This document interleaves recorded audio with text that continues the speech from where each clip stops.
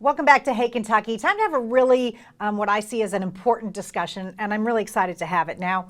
We told you the story about a former youth pastor at Tate's Creek Presbyterian Church, an alleged scandal, right? The church reached out to potential victims after their leaders learned that Brad Waller had confessed to some inappropriate behavior that occurred after he left Lexington to become a pastor in Georgia. Tate's Creek called on an independent investigator to track down some victims from Waller's time. They heard from several who were very impressed about the transparency of the church and how supportive it was.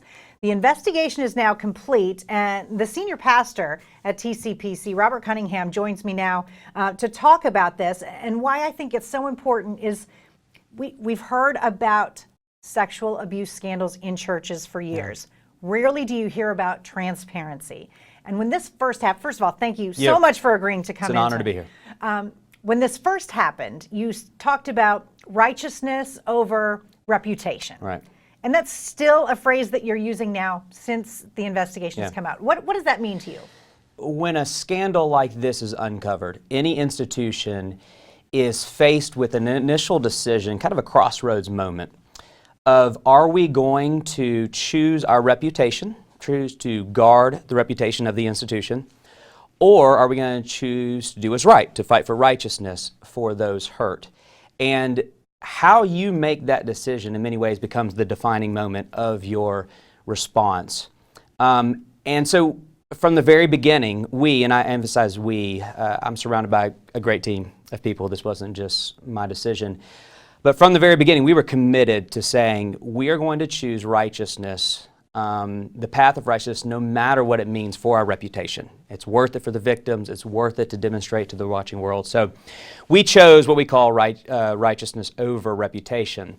Now on the other side of the report, we're still saying that, but from a different way, because the report came out and it had a lot of encouraging things to say about our response. Most importantly, the victims that were quoted had a lot of things to say about feeling safe, protected, loved by the very institution that hurt them over a decade ago. And so it'd be very easy for us to now fall into the pat yourself on the back, we got it right mentality, and we're resisting that because what we don't want to happen is for us to exploit these stories of abuse to kind of craft a congratulatory story of our own. We want to continue to say that this was horrific. We are very sorry over it, and we don't want to twist it to be anything other than it is. So still, righteousness over reputation. On the flip side, though, you have heard really positive things from other church communities that have maybe dealt with something similar. In some ways, aren't you hopeful that what you guys have done is going to be a model for how these things should be handled moving forward?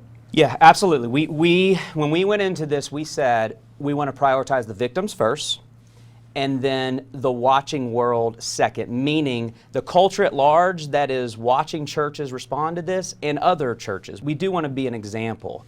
And we're thankful that in many ways we are seen as that.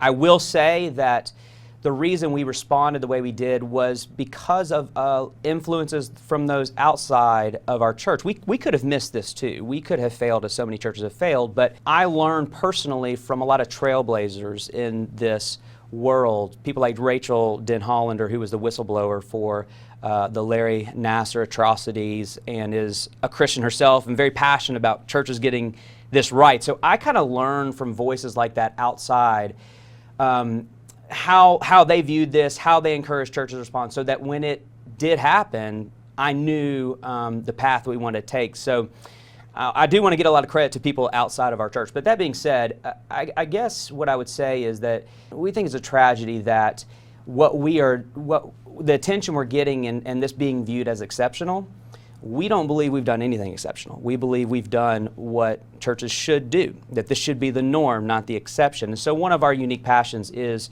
that we demonstrate this is what a church should do when a scandal is uncovered to the watching world and to other churches. And the most important thing that I would say to churches if something like this happens is transparency, transparency, transparency. And ultimately that's demonstrated in an outside, independent investigation, not an internal investigation that you're in control of, an outside independent investigation where you hand it over to professionals to come in and rebuke you where you need to be rebuked, encourage you, lead you, guide you, offer suggestions way forward.